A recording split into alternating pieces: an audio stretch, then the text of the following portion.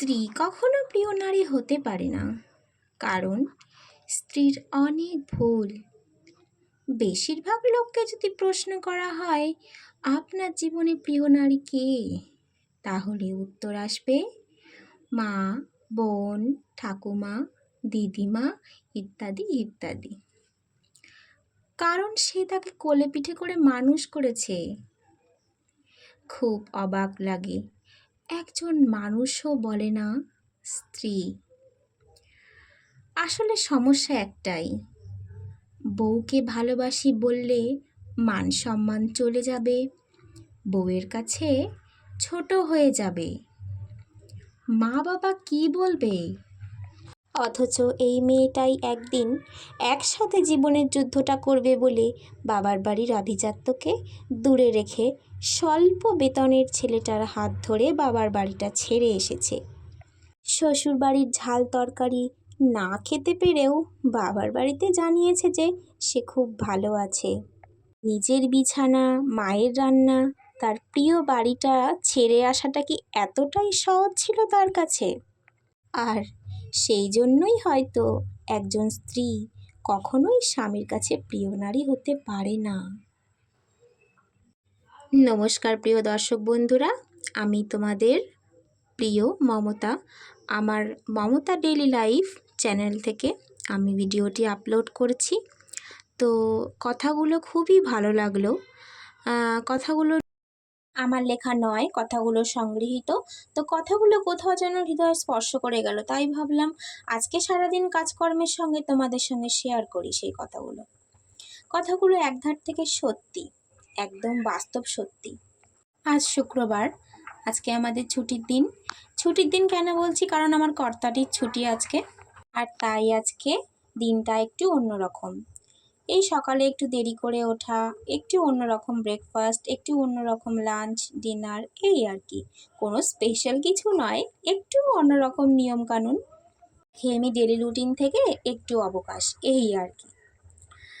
তো আজকে ভাবলাম একটু সময়ের অবকাশ মিলেছে, তাই আমি অপূর্ণ পাত্রগুলোকে পূর্ণ করছি। ডালের জায়গায় ডাল, বিস্কিটের জায়গায় বিস্কিট, তেলের জায়গায় তেল, সমস্ত জিনিস যেইখানকার জায়গায় সেইখানে জিনিস গুছিয়ে রাখছি। আজকে একটু গোছানোর দিন রয়েছে, বাড়ি পরিষ্কার করার দিন রয়েছে। ছুটির দিন হলে যা হয় আর কি, কারণ আমি বাচ্চাটাকে নিয়ে একা একা পারি না। হাজব্যান্ডের ছুটি থাকে, সেই দিনে দুইজনে হাতে হাতে করে ফেলি। তবে ছুটির দিনটিতে বিকালবেলা করে একটু প্ল্যান থাকে যে একটু বাইরে বেরোবো, একটু ঘুরতে যাব। কিন্তু আজকে এই কদিনে যা গরম পড়েছে, আমার আর বিরক্ত লাগছে। তো কর্তামশাইটি বললো চলো আজকে বিকাল থেকে একটু যাই ঘুরতে, ফুচকা খেয়ে আসি না হয়। আমি বললাম না বাবা থাক, এই গরমের মধ্যে সারাদিন কাজকর্ম করে আমার 2 মিনিট একটু বসে থাকতে ইচ্ছা করে বাড়িতে, আর আজকে বেরোবো না। তো আজকে বেরালাম না, আজকে ঘরেই থেকে গেলাম।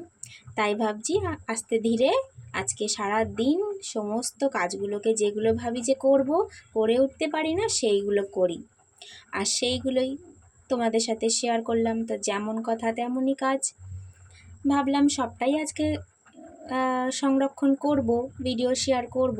কিন্তু সব কাজ তো আর করা যায় না, জানোই, যেটা ভাবি সেটা হয় না, এইটাই হচ্ছে কথা। তো যেইটুকু পেরেছি সেইটুকুই ক্যাপচার করেছি।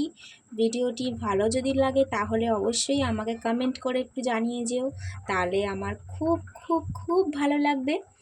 আর যদি কোনো কিছু মনে হয় যে এটা ভুল হয়েছে তাহলেও বলতে পারো, সেটাও আমার খুব ভালো লাগবে। অনেক কিছু রান্না করেছি সারাদিন, সেগুলোই দেখো শেয়ার করছি।